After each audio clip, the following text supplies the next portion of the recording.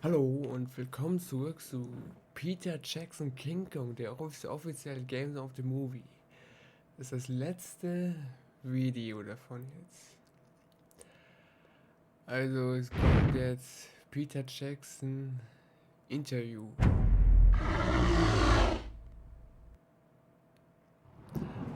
Was ich letzten euch ja nicht gezeigt habe. Falls euch das interessiert, könnt ihr das ja zu Ende schauen. Wenn es nicht, ist es dann vorbei.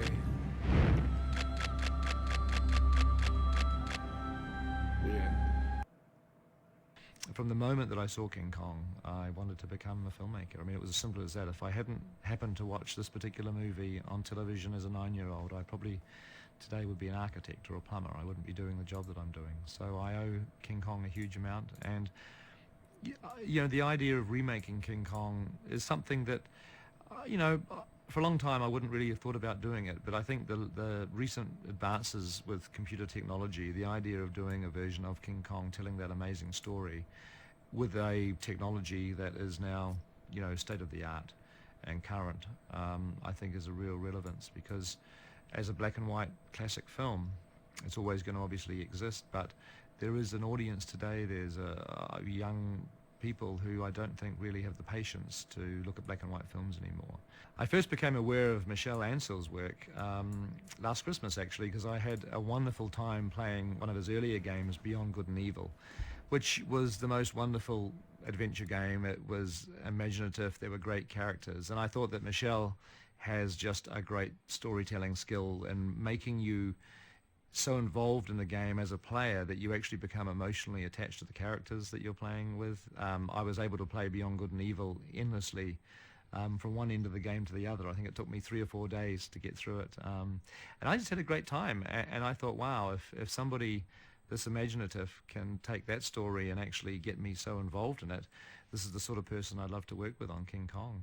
I think it's critical if you're making a game that is based on a movie that there's obviously incredibly close collaboration, and for us this has been really important from day one. And so we've given the Ubisoft team absolutely unlimited access to every creative aspect of our film production. They've come down here for meetings during pre-production, looked at artwork, they've visited New Zealand while we've been shooting.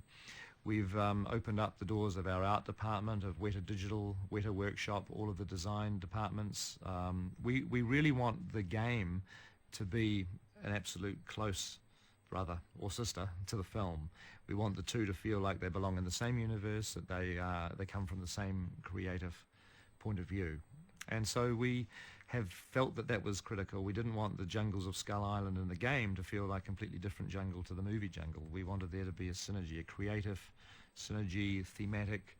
We wanted you to feel that when you pick up this game and play it, that in some respects you're reliving part of the movie, and in fact you're expanding on the movie. We've shared every aspect of the designs of the film, not just the jungles, but with the dinosaurs, and obviously the main title character, King Kong himself. From the very beginning, we've collaborated with Ubisoft and shown them all of our concept designs, even as the designs have been developing and evolving and changing as they have during the course of the production. So, you know, the dinosaurs of Skull Island, King Kong, they're going to be exactly the same in the game as in the film. In fact, what's exciting is that the game in some respects expands upon the film, because we designed a whole lot of creatures for Skull Island, and yet when it came time to do the movie, we could only put obviously a limited amount of dinosaurs into the film. or into the background jungles. And so we gave Ubisoft all of our conceptual art. And so they've actually been able to put our dinosaurs that we couldn't fit into the movie into the game. So the Skull Island jungles of the game are actually more populated than the film, and yet they are designed by the same people that designed the creatures in the film. So there's that wonderful expansion that the game can do beyond what the film actually can achieve in the limited screen time that you have. A game obviously is a much broader, wider experience. I wanted the game to be able to take the audience a little bit further than what the film could. And so we explored different aspects of how you'd actually play the game. Obviously, one of the main decisions is what character are you playing. And the obvious human character is Jack, who is Adrian Brody's character. He's the lead heroic character in the film. But we also thought very early on that it would be interesting to structure the game in a very similar way to the film, which basically intercuts between Anne and Kong and Jack and the sailors who are pursuing them. I mean, the film jumps backwards and forwards between these two storylines until they intersect. And we felt it would be good to actually create a game that had a very similar structure. And we also thought it would be particularly cool to be able to play Kong. It feels like when you've got that controller in your hand, it's one thing to be obviously playing a human being, being pursued by dinosaurs, fighting dinosaurs, trying to rescue Anne, trying to find King Kong. But to actually be able to, on some levels, spin around and become Kong himself and to defend Anne against Tyrannosauruses. Because in a sense, our two characters, Jack the human and King Kong, have the same objective. They both care about Anne, Darrow, Naomi Watts' character. They both want to protect her.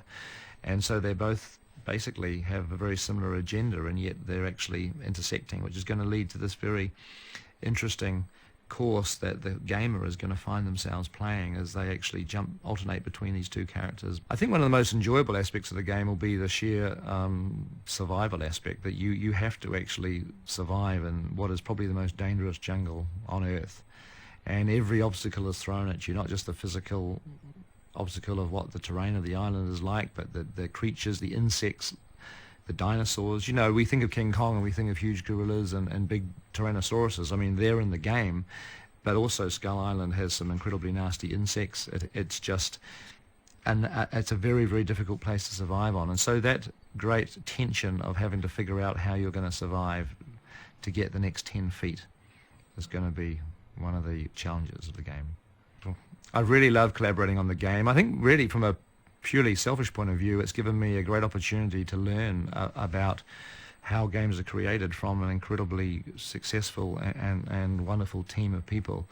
And, you know, I felt like a student, really, just sitting down and trying to help. I mean, I've, you know, as the guy making the movie, I've tried to offer as much advice and feedback and opinion as I possibly can. But, you know, basically the you know, Ubisoft team, with Michelle Ansel at their helm, are doing just a fantastic job, and I'm, you know, just playing the game, enjoying what they're showing me, and throwing them any ideas, suggestions, feedback. But it's just a wonderful experience. It's like, you know, almost making a second film at the same time as I'm making the first one. There's like two parallel productions happening at the same time, both, you know, heading towards a common goal. And I'm glad I'm only helming one of them. It'd be too much to do both.